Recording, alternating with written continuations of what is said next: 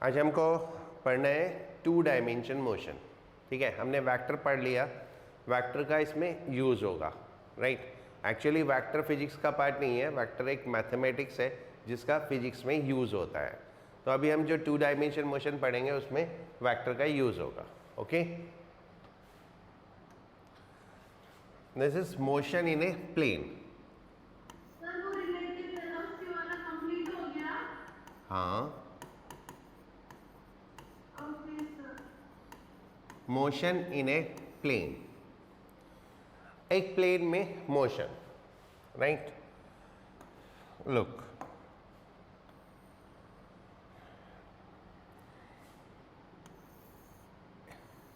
ये x axis है, ये वाई एक्सिस है। अगर टू डायमेंशन मोशन है तो कभी भी स्ट्रेट लाइन तो होगा नहीं, राइट। स्ट्रेट लाइन मोशन होगा तो वो कैसा हो जाएगा, वन डायमेंशन। तो ये कभी स्ट्रेट लाइन होगा नहीं। स्ट्रेट लाइन नहीं होगा तो ये कर्व्ड काइंड ऑफ मोशन होगा, कैसा भी हो सकता है। ओके, ये कोई पॉइंट लेते हैं P, ये कोऑर्डिनेट इसके हो गए एक्स वाई। इसका मतलब यहां तक इसने एक्स एक्सिस पे एक्स डिस्टेंस ट्रेवल किया और वाई एक्सिस पे वाई डिस्टेंस ट्रेवल किया। How much will be the displacement, कितना डिस्प्लेसमेंट हुआ इसका, कैसे निकालेंगे? डिस्प्लेसमेंट कैसे निकालेंगे? डिस्प्लेसमेंट होता है यहां से यहां तक सीधी लाइन, ओके, राइट। ऑरिजिन से P तक एक सीधी लाइन ड्रॉ करें तो ये डिस्प्लेसमेंट हो जाएगा।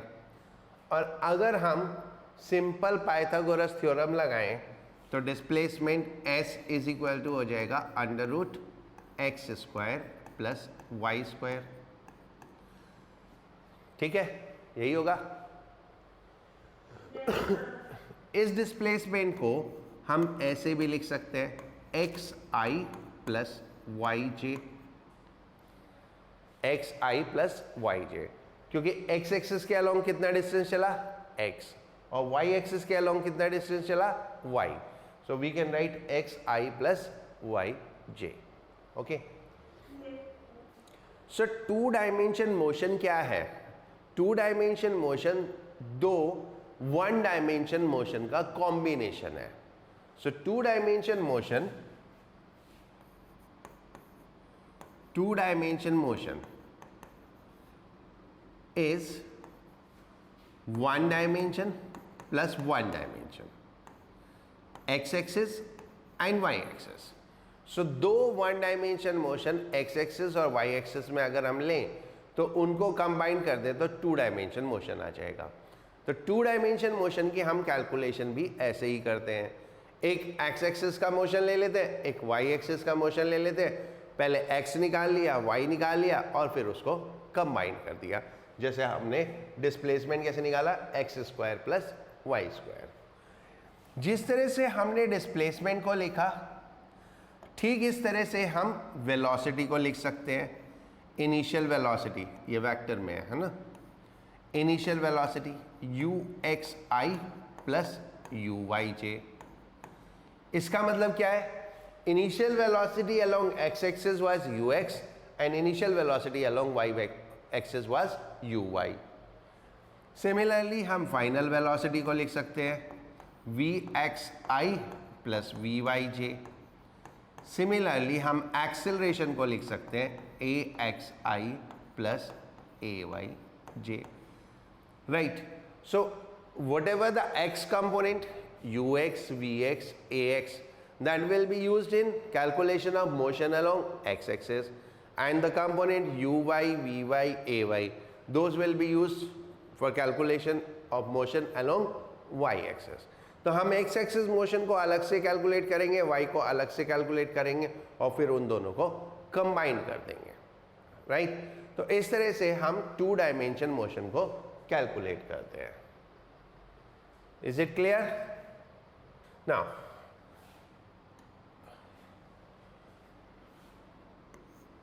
मोशन इन अ प्लेन, हम इसको नाम देते हैं 2D मोशन ऑल्सो।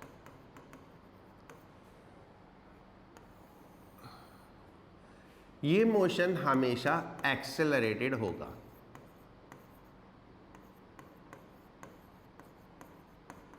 हमेशा एक्सेलरेटेड होगा, कभी भी नॉन एक्सेलरेटेड नहीं होगा, क्योंकि यूनिफॉर्म मोशन होने का मतलब होता है सीधी लाइन में, और जो सीधी लाइन में चलेगा वो 2 डायमेंशन मोशन नहीं हो सकता। तो 2D मोशन होने का मतलब कहीं ना कहीं स्ट्रेट लाइन को ब्रेक करेगा, और अगर उसने स्ट्रेट लाइन को ब्रेक किया तो वेलोसिटी की डायरेक्शन चेंज हो जाएगी, और वेलोसिटी में चेंज हो गया तो मतलब एक्सेलरेटेड हो गया। तो ऑलवेज एक्सेलरेटेड, लेकिन एक्सेलरेशन में 2 कैटेगरी हो जाती हैं। One is uniform acceleration. Uniform acceleration मतलब acceleration is constant, acceleration is constant, and another is non uniform acceleration. Non uniform acceleration means acceleration is not constant। तो ये 2 टाइप के motion possible है। अगर मोशन यूनिफॉर्मली एक्सेलरेटेड है तो equation of motion क्या होंगी? v is equal to u plus at। वही इक्वेशन जो हमने 1 डायमेंशन मोशन में पढ़ी थी, 2 डायमेंशन में भी यूज होती है, बट ये वेक्टर की फॉर्म में यूज होती है। राइट, v वेलोसिटी वेक्टर हो गया, u वेक्टर हो गया, a वेक्टर हो गया। वहां पे हम वेक्टर में क्यों नहीं यूज करते थे? क्योंकि वहां पे मोशन 1 डायमेंशन में था, तो 2 ही डायरेक्शन होती थी, आगे पीछे ऊपर नीचे। तो एक डायरेक्शन पॉजिटिव ले ली तो दूसरी डायरेक्शन नेगेटिव हो जाती थी। लेकिन यहाँ पे कोई भी डायरेक्शन पॉसिबल है, तो इसलिए हम वेक्टर की फॉर्म में लेते हैं। तो एक इक्वेशन ये हो गई, और दूसरी इक्वेशन हो गई s is equal to u t plus half a t square. ये 2 इक्वेशन हम यूज करते हैं, बाकी कोई भी इक्वेशन इसमें अप्लाई नहीं होती। The third equation v square minus u square is equal to 2as apply नहीं होती, क्योंकि वेक्टर में स्क्वायर नहीं होता। ठीक है, तो v square is what? Scalar quantity. तो यहां पे सिर्फ वेक्टर इक्वेशन यूज होती है। अब नॉन यूनिफॉर्म एक्सेलरेशन की कैलकुलेशन के लिए हम कैलकुलस यूज करते हैं, बाय कैलकुलस। कैलकुलस मतलब डिफरेंशिएशन एंड इंटीग्रेशन। इसमें vx हो जाता है dx by D T, vy हो जाता है dy by D T, ax हो जाएगा ax हो जाएगा dvx by D T, and ay हो जाएगा dvy बाई डी टी। तो अगर नॉन यूनिफॉर्म एक्सेलरेशन है तो हम कैलकुलस से पहले vx निकालेंगे, vy निकालेंगे, x वाला डिफरेंशिएशन करेंगे तो vx आएगा, y वाला डिफरेंशिएशन करेंगे तो y आएगा, राइट, vy आएगा। तो ऐसे vx vy निकालेंगे, ax ay निकालेंगे, और फिर उनको कंबाइन कर देंगे। वो पता ही है कैसे कंबाइन करेंगे, v is equal to under root vx square plus. Now uniformly accelerated motion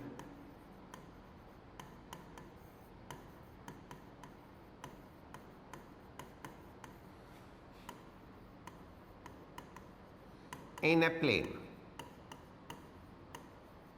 uniformly accelerated motion in a plane। uniformly accelerated motion in a plane का मतलब होता है acceleration is constant, right? so equation of motion,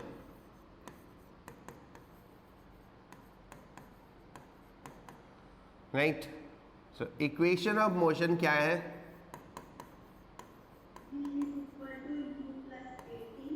v is equal to u plus a t. अब इसको हम component form में लिखेंगे। कैसे? v को हम लिख सकते हैं v x i plus v y j, u को लिख सकते हैं u x i plus u y j, plus a को हम लिख सकते हैं a x i plus a y j t. अब दोनों साइड के i वाले अलग कर दो और वो जे वाले अलग कर दो. कंपेयरिंग या equating I and J component of both side. दोनों साइड के I और J कंपोनेंट को इक्वेट कर दिया. So then what we get, Vx is equal to Ux plus Axt and Vy is equal to Uy plus Ayt. That's equation 1. This is equation 2. Right? तो हमने क्या किया, एक इक्वेशन को दो पार्ट में ब्रेक कर दिया. एक इक्वेशन एक्स एक्सिस मोशन को रिप्रेजेंट करेगी और ये इक्वेशन वाई एक्सिस के. ये इक्वेशन वो रिप्रेजेंट करेगी मोशन अलोंग एक्स एक्सिस, ये इक्वेशन रिप्रेजेंट करेगी motion along y axis. Right?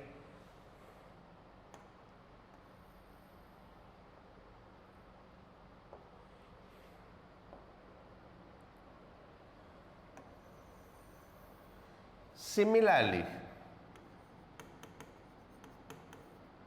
जैसे हमने ये किया बिल्कुल वैसे ही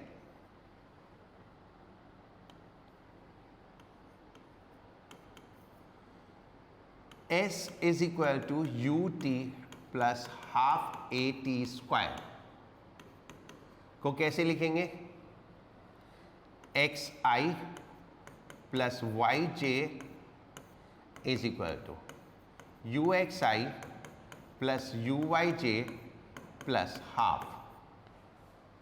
Then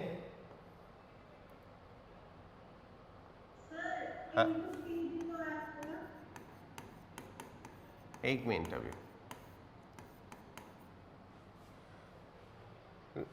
ये इक्वेशन हो गई xi plus yj uxi plus uyj plus half axi yj t square. Again on comparing ij component of both side, we get x is equal to uxt plus half axt square third and y is equal to uyt plus half ayt square, that is fourth. तो हमारे पास ये दो equation से चार equation बन गई. Equation number 1 and 3 represent motion along x axis while equation number 2 and 4 represent motion along y axis. Right?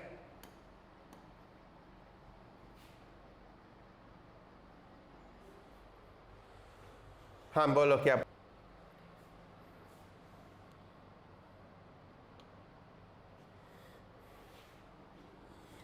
So what we get for motion along x-axis,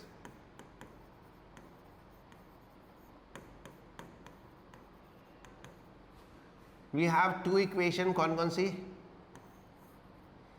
x is equal to uxt plus half axt square, vx is equal to ux plus axt. For motion along y-axis,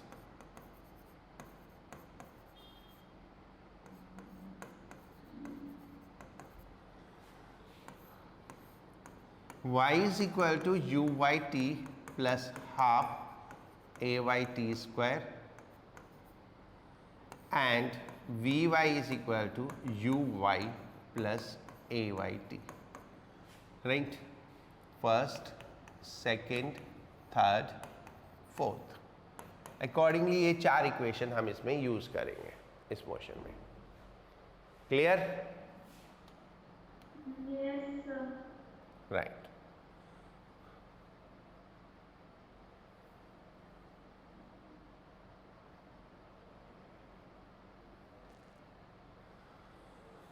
now अब आगे बढ़ते हैं. Projectile.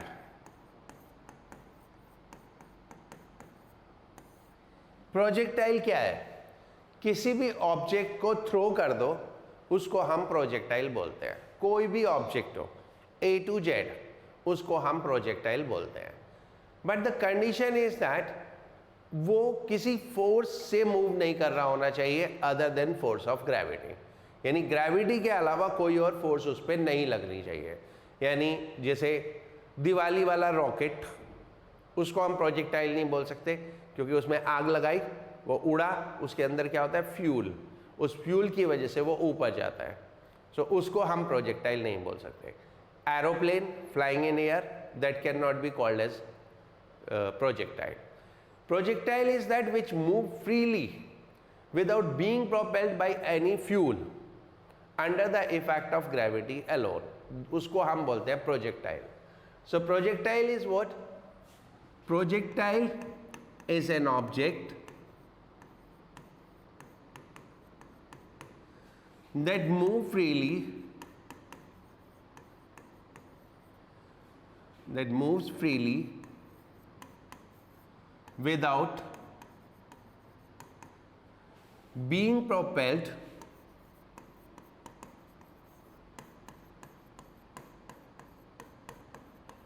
by any fuel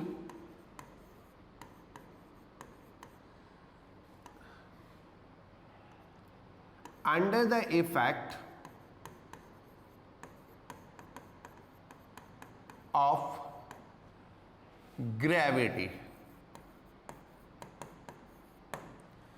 यानी कोई भी ऐसा object जो gravity में मूव करता है और जिसमें हम कोई भी फ्यूल यूज नहीं कर रहे होते या अपने आप मूव कर रहा होता है, उसको हम प्रोजेक्टाइल मूव कर बोलते हैं।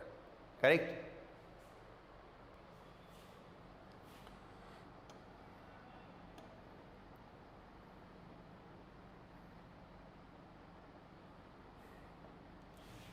Equation of projectile motion.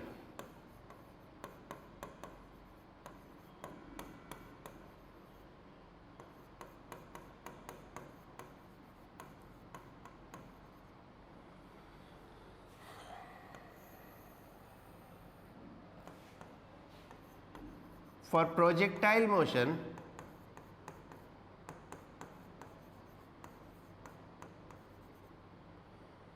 projectile motion, Ay is equal to g and Ax is equal to 0, right? When, एक मिनट इसको थोड़ा सा करेक्ट कर देते हैं, when x direction is horizontal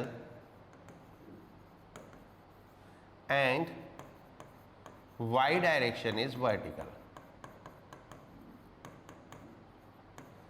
अगर हम वर्टिकल मोशन को y डायरेक्शन ले और हॉरिजॉन्टल मोशन को x डायरेक्शन ले, तो हॉरिजॉन्टल डायरेक्शन में तो कोई एक्सेलरेशन होता नहीं है, तो हॉरिजॉन्टल डायरेक्शन में एक्सेलरेशन 0 हो गया और वर्टिकल डायरेक्शन में एक्सेलरेशन g के बराबर हो गया, राइट? तो हम प्रोजेक्टाइल मोशन को दो पार्ट में ब्रेक करेंगे, एक हॉरिजॉन्टल और एक vertical. Horizontal means along x axis, vertical means along y axis. ठीक है?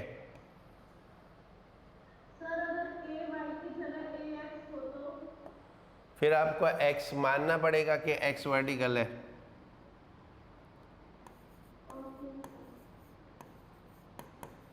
तो equation of motion become Vx is equal to ux and x is equal to uxt for horizontal motion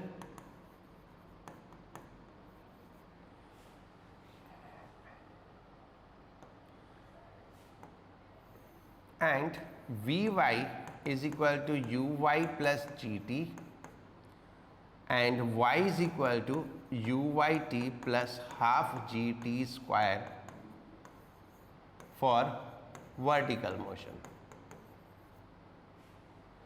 right? तो ये चार equation हम use करेंगे projectile motion में, क्योंकि ax 0 हो गया तो जो पीछे हमने दो इक्वेशन ली थी उसमें ax 0 रख देंगे, तो क्या आएगा, Vx is equal to ux and x is equal to uxt।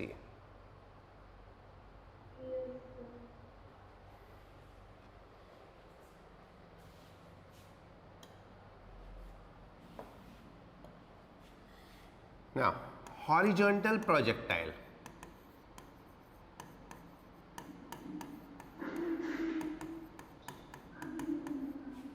Horizontal projectile is a projectile projected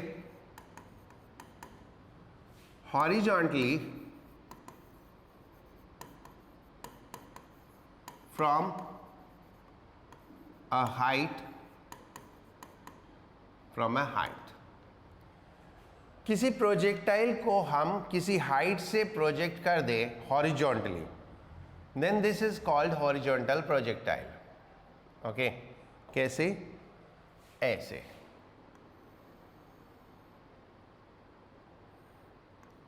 so this will go like this, ऐसे, इस तरह से जाएगा. कोई भी चीज ऊपर से हॉरिजॉन्टली फेंक के देखो तो ऐसे ही जाएगा ना. Let a projectile is projected horizontally from height h with speed u. u speed से h हाइट से प्रोजेक्ट किया. Okay, now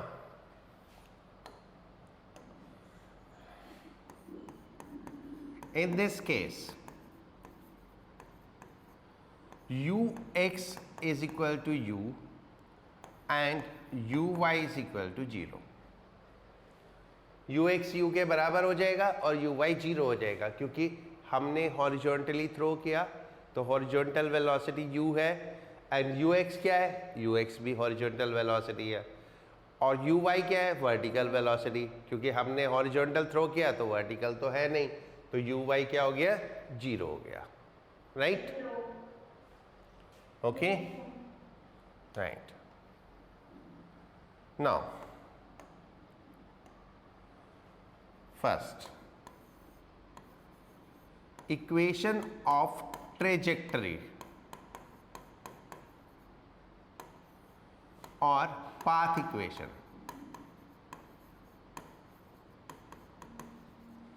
Equation of trajectory or path equation. This equation represent relation between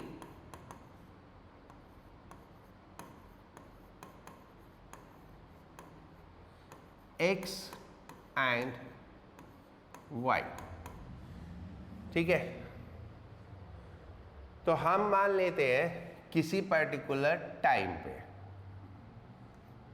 ये ऑब्जेक्ट यहाँ है, यानी ये distance x है और ये डिस्टेंस y है और इसको हमने ओरिजिन ले लिया. Right?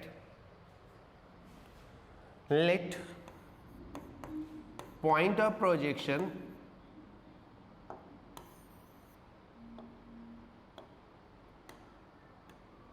let point of projection is taken as y as origin. Point of projection is taken as origin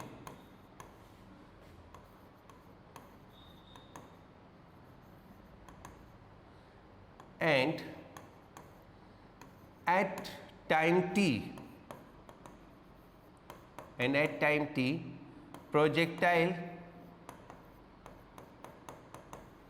is at p. p के कोऑर्डिनेट क्या है? X y. Right?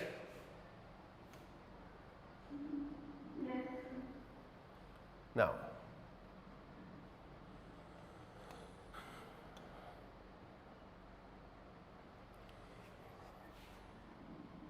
by equation x is equal to uxt.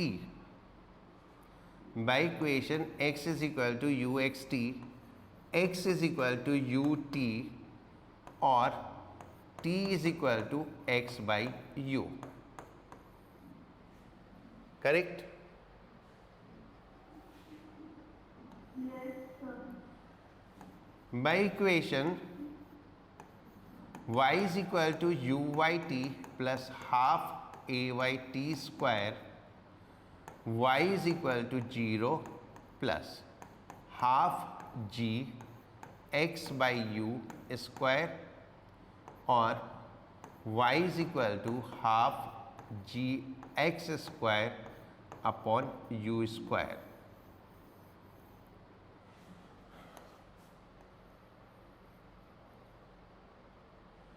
This is called equation of trajectory.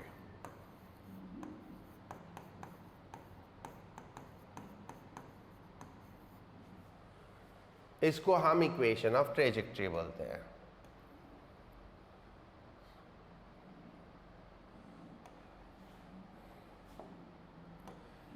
As path equation is quadratic,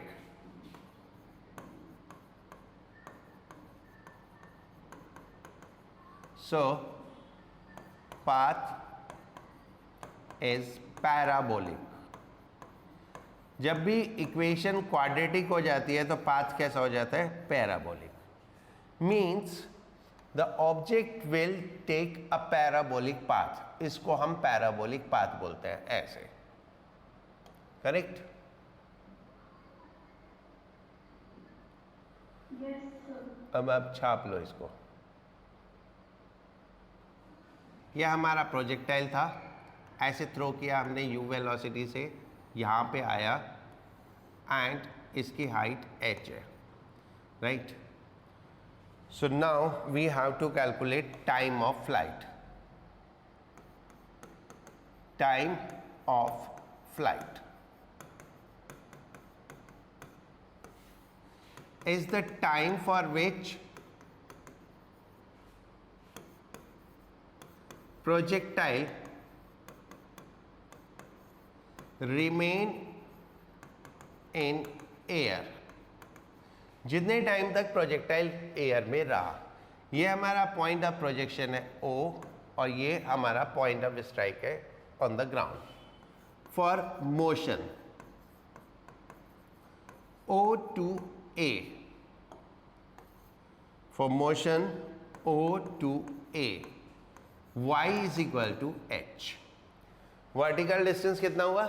h के बराबर. By equation y is equal to u by t plus half gt square, h is equal to 0 plus half gt square, और t is equal to root 2 h by g. This is what we say the time for which projectile will remain in air.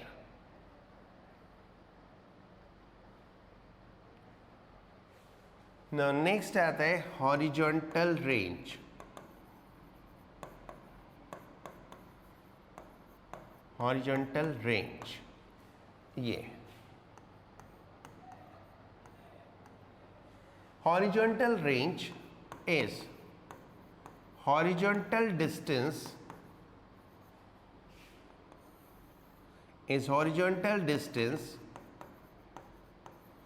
covered during flight.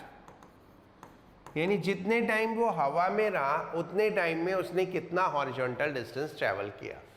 h height नीचे आया, ये vertical distance, और r distance आगे गया, ये horizontal distance. Right? For motion O to A, x is equal to r. Horizontal distance किसके बराबर है? r के बराबर, रेंज के बराबर.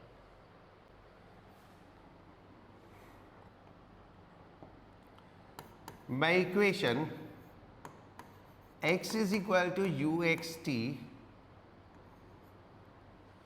r is equal to ut. T क्या हुआ? टाइम ऑफ फ्लाइट, क्योंकि ओ से ए तक कितना टाइम लगा? टाइम ऑफ फ्लाइट के बराबर. So R is equal to u √2 h/g.